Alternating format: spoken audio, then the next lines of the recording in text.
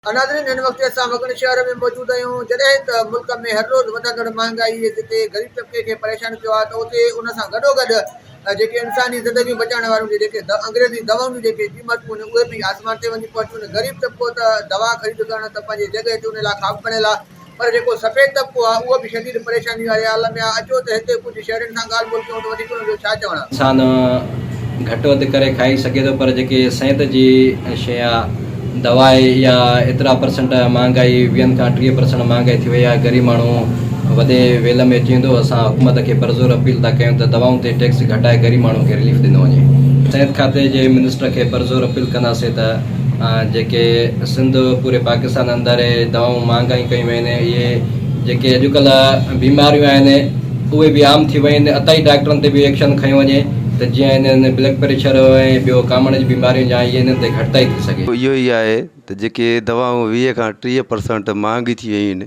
ग़रीब माण्हू हिकु वेलो खाए थो, वेलो वेहे थो। जे वेलो खाइण जे लाइ हू कोशिशि करे पंहिंजो वेलो वठी सघे थो, पर दवाऊं त वठी नथो सघे न। उहे हेॾी सारी महांगाई जो थी वई आहे त उहा थी नथो सघे। हिकु हुकूमत हर शइ चाढ़े छॾी आहे, ग़रीब माण्हू काॾे वञे। असां इहा अपील कंदासीं सिंध हुकूमत खां त जेके इहे दवाऊं आहिनि सस्तियूं कयूं वञनि। कम से कम असांजे हिन मामलनि खे वक़्त बे वक़्तु उजागर कयो था, वस वारनि ताईं इहा शइ पहुचायो था त केतिरो ज़ुल्म आहे असां माण्हुनि सां। पर अफ़सोस इन ॻाल्हि जो आहे त असांजा हुकुमरान अंधा गूंगा ॿोड़ा थी विया आहिनि।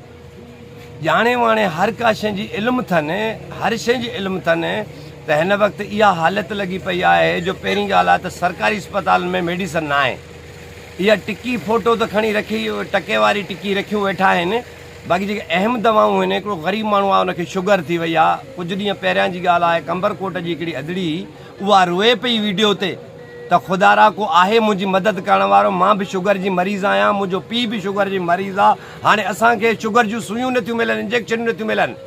इन सिलसिले में तव्हां यकीन कयो, मां कसम सां थो चवां थो, असां DHO कंबर शदाद कोट सां वञी मिलियासीं त साईं माण्हू कीअं था कनि, माण्हुनि खे इहा शुगर वारी इंजेक्शन न पई मिले, उन ग़रीब अफोर्ड नथा करे सघनि।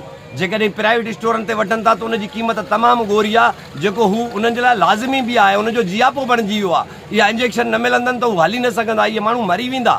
त उन लाचारी ॾेखारी त साईं इहे इंजेक्शनूं असां वटि कोन्हनि। त पोइ इहे सिंध गवर्नमेंट ऐं हेल्थ वारनि जी इहा कहिड़ी दावा आहे त असां सिहत जूं सभु सहूलियतूं ॾिनियूं। इहे कूड़ा आहिनि, ठग आहिनि, बेईमान आहिनि। ही बि आम मसइलो आहे। नकुली मेडिसन आहे, उनजो विकिरो आम आहे असांजे वॻड़नि में। ऐं नॉन रजिस्टर्ड कंपनियुनि जूं दवाऊं जेके आहिनि उहे हिते विकिरो थी रहियूं आहिनि। त पोइ ईअं ई आहे त जेको बीमार आहे उहो बहितर बि इन जाली मेडिसन जे करे छपा बदिरां बीमार थियणु लॻो आहे।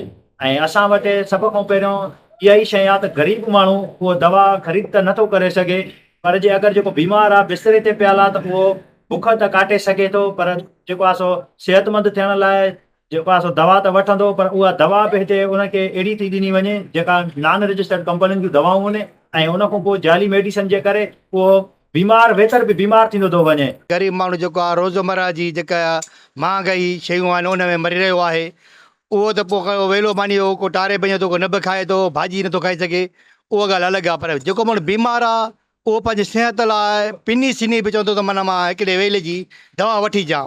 ऐं जेके दवाऊं आहिनि उहे तमामु महांगियूं आहिनि। मां ईअं थो चवां, इन दवाउनि महांगे जे करे दवाऊं जेके महांगे मिलंदियूं जंहिं ग़रीब खे, इन महांगे जे करे हिकु न ॿिए ॾींहुं हिकिड़ो माण्हू ॻोठ मां शहर मां मरे थो, हिकु न ॿिए ॾींहुं माण्हू मरे थो पियो, सिर्फ़ु इन दवाउनि जे महांगे जे करे। दवाई जेका महांगी थी मिले उन करे माण्हू उन दवा जे महांगे ते पहुची नथो सघे पियो। उनखे 5 रुपए तरह आहिनि कोन, दवा महांगी वठी करे ऐं उहो डोज पूरो करे। कैमरामैन टीम सां गॾु नादर अली मुगरी, मेरान TV न्यूज़ वगड़।